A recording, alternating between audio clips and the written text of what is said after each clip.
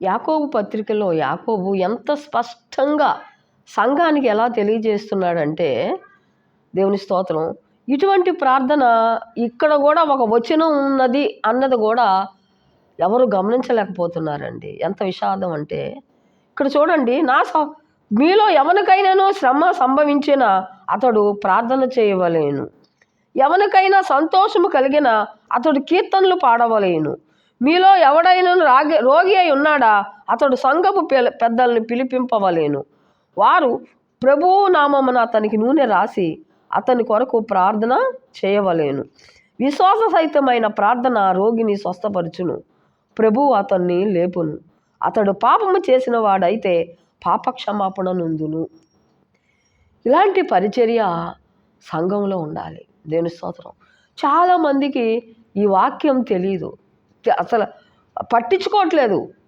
కొందరే ఆ వాక్యాన్ని పట్టించుకుంటున్నారు, కొంతమంది అయితే అసలు అక్కడ వాక్యం ఉందని కూడా తెలియదు.